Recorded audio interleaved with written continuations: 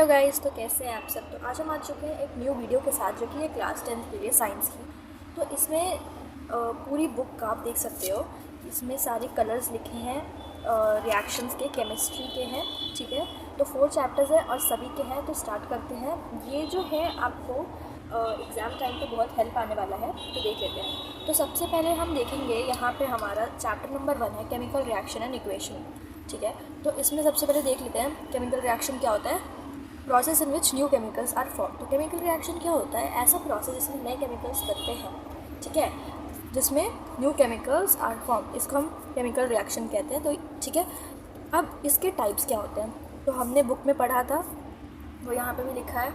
4 types होते हैं इसके: combination reaction, decomposition reaction, displacement और डबल डिस्प्लेसमेंट। और डिकम्पोजिशन के भी 3 सब पार्ट्स होते हैं: थर्मल, फोटोलिटिक एंड इलेक्ट्रोलिटिक। तो एक बार देख लेते हैं। तो कॉम्बिनेशन में क्या था, 2 या 2 से ज़्यादा रिएक्टेंट्स मिलके सिंगल प्रोडक्ट बनते हैं। ठीक है, जैसे Mg + O2 गिव्स MgO। यहाँ पे सबसे पहली एक्टिविटी है हमारी, वो गिवन है। तो Mg है यहाँ पे मैग्नीशियम। तो मैग्नीशियम रिबन जब हम लेते थे तो ऑक्सीजन की प्रेजेंस में जब वो जलता था तो क्या बनता था? Magnesium oxide. तो मैग्नीशियम ऑक्साइड क्या था? एक वाइट कलर का पाउडर होता था। ठीक है, और ये जो पाउडर था, ये जब बर्न होता था तो बर्न कैसे होता था? With a very bright light.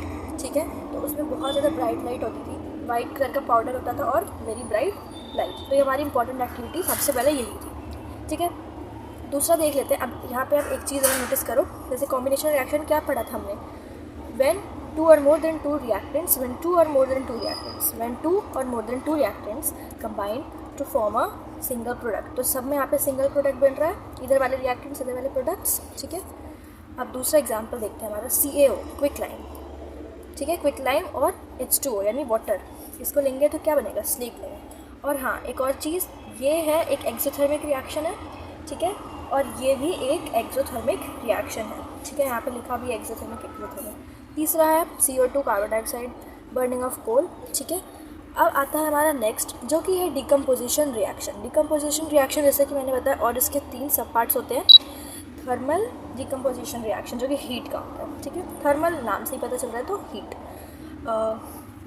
Photolytic, photo का मतलब होता है सनलाइट, फोटो का मतलब होता है लाइट। क्या होता है फोटो का मतलब? Photo means light. ठीक है, तो इसमें सनलाइट और इलेक्ट्रोलिटिक, नाम से ही पता चल जाएगा, इलेक्ट्रो मतलब इलेक्ट्रिसिटी। ठीक है, तो थर्मल डिकम्पोजिशन रिएक्शन क्या होता है? कॉम्बिनेशन का उल्टा होता है ना?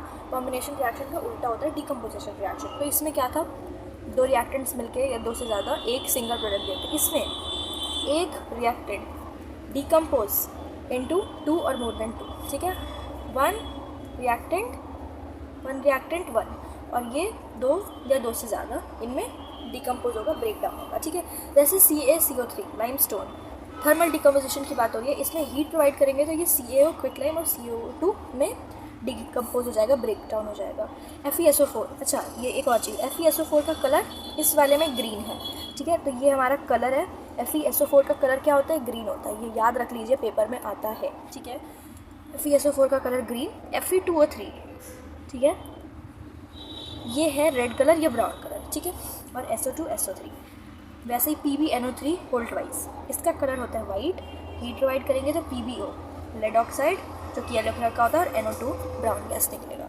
ठीक है, ये वाली जो रिएक्शन है, ये one of the most important reaction है, ये बहुत बार आ चुका है। ठीक है, नेक्स्ट है हमारा फोटोलिटिक, सनलाइट। 2 एग्जाम्पल है इसमें। AgCl वाइट कलर का होता है, AgBr येलो कलर का होता है। ठीक है, Ag यानी कि सिल्वर, तो सिल्वर हमारा दोनों रिएक्शन में ग्रे कलर का है। ठीक है, AgCl वाइट और AgBr येलो, ये चीज़ ध्यान रखनी है। और लास्ट हमारा इलेक्ट्रोलिटिक यानी इलेक्ट्रिसिटी। एक ही एग्जाम्पल है हमारा वाटर का, H2O, इलेक्ट्रोलिसिस करेंगे तो H2 और O2 में ब्रेक डाउन होगा, और इसका रेशियो 2:1 का रेशियो होता है इसका। ठीक है, नेक्स्ट हमारा है डिस्प्लेसमेंट रिएक्शन। तो डिस्प्लेसमेंट रिएक्शन क्या होता है? When a more reactive element displaces a less reactive element from its solution। तो इसमें हमारा रिएक्टिविटी सीरीज़ या डिक्रीजिंग सीरीज़ भी कहते हैं, वो भी है। तो इसके ये एग्जाम्पल्स हैं। ठीक है, ये तो हमने पढ़ ही रखा होगा। CuSO4 कॉपर सल्फेट, इसका कलर होता है ब्लू। FeSO4 ग्रीन, और Cu यानी कॉपर, तो ये तो हमें पता ही है, रेस्ट वगैरह का भी हमने पढ़ रखा है, रेड और ब्राउन कलर का होता है। ठीक है, तो CuSO4 blue colour, FeSO4 green colour, ठीक है। नेक्स्ट है डबल डिस्प्लेसमेंट रिएक्शन, 2 है इसके रिएक्शन, याद कर लीजिएगा पेपर में आएगा, दोनों बुक में लिखा हुआ है, ठीक है।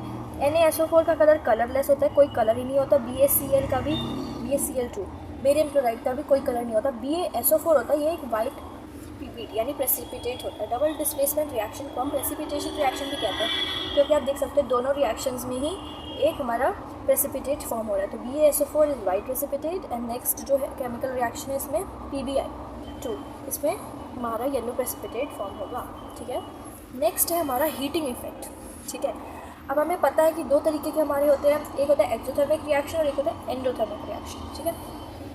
एक और चीज़ यहाँ पे लिखी है, एंडोथर्मिक रिएक्शंस में ना जितने भी थर्मल डिकम्पोजिशन रिएक्शन होते हैं, यानी जितने भी हीट वाले डिकम्पोजिशन रिएक्शन होते हैं, जैसे ये सब एंडोथर्मिक रिएक्शंस होते हैं, ठीक है।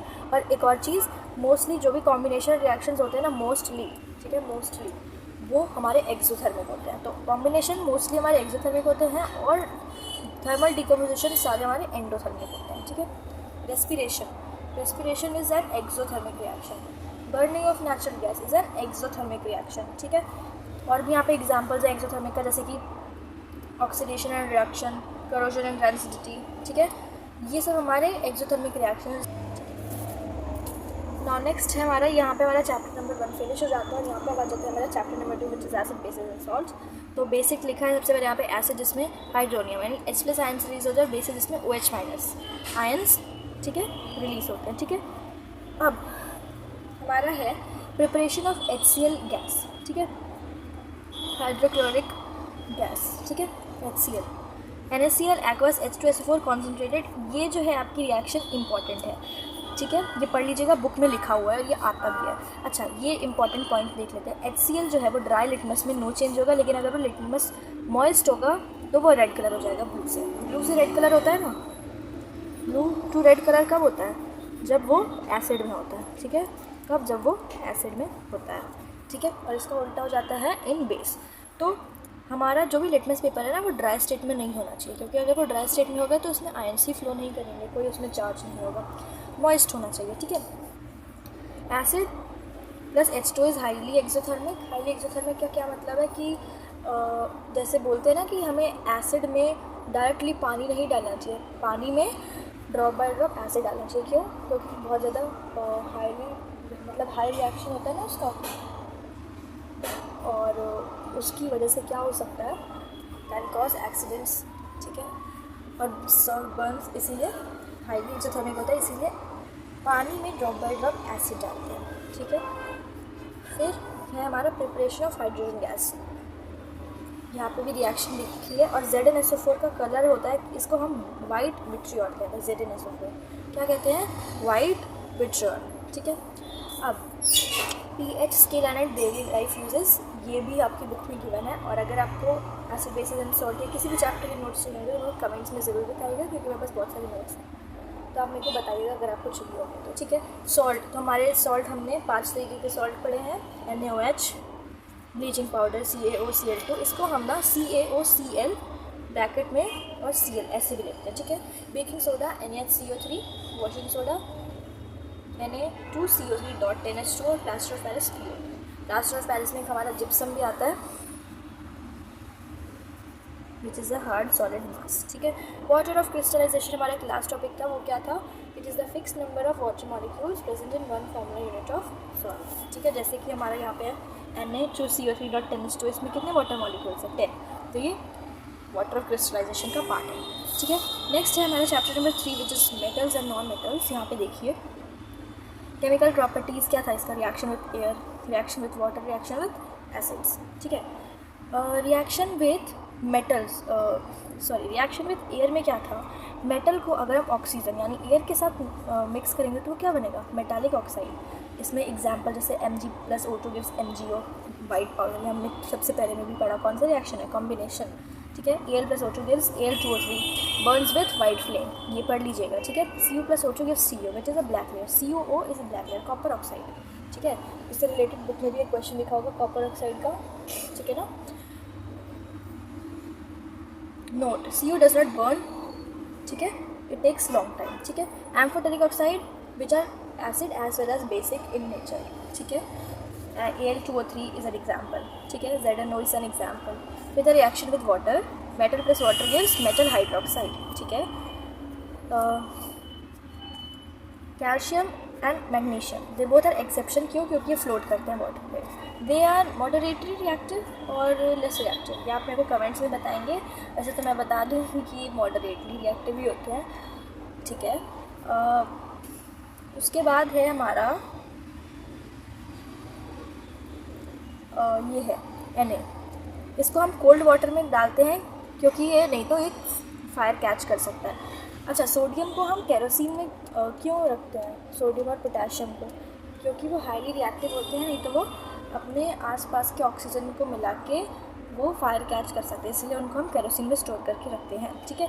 कैल्शियम एंड मैग्नीशियम, जैसे कि मैंने बताया, floats in water as bubble, so they are exceptions, ठीक है. फिर reaction with acids, metal plus dilute acid give salt plus H2, gas release होगी ऊपर की तरफ, ठीक है. ये रिएक्शंस हैं. Fu plus H2SO4, no reaction, ठीक है. More reactive metals are those more heat evolved and more rate of formation of H2 gas, ठीक है. HNO3 जो होता है ना, ये एक स्ट्रॉन्ग ऑक्सीडाइजिंग एजेंट होता है. ये बुक में भी है और ये पेपर में आ भी सकता है. Which is strong oxidising agent is HNO3, ठीक है. फिर डिस्प्लेसमेंट रिएक्शन, इसमें भी आ जाता है आयनिक कंपाउंड और उसकी प्रॉपर्टीज़ पढ़ लीजिएगा. 4 प्रॉपर्टीज़ होती हैं. इट्स फिजिकल स्टेट, ठीक है, और भी 3 चीज़ें होती हैं, सॉल्युबिलिटी, इलेक्ट्रिकल कंडक्टिविटी, ठीक है. इलेक्ट्रॉनिक डॉट स्ट्रक्चर पढ़ लीजिएगा और मेटलर्जी पढ़ लीजिएगा. बुक में आपकी एक मेटलर्जी का टेबल गिवन है, वो याद कर लीजिएगा क्योंकि वो डायरेक्टली आपको पेपर में आ सकता है, ठीक है. सो आई होप आपको मेरी आज की वीडियो अच्छी लगी होगी. कलर्स याद कर लीजिएगा, मैंने जो भी अंडरलाइन कर रखे हैं, ठीक है. और अगर आपको इसका चाहिए पूरा पिक्चर तो आप मेरे को कमेंट्स में ज़रूर बताइएगा, फिर हम इसको कम्युनिटी में पोस्ट कर देंगे. सो आई होप आपको मेरी वीडियो अच्छी लगी होगी. Don't forget to like, comment and subscribe. Thank you so much. Take care. Bye bye.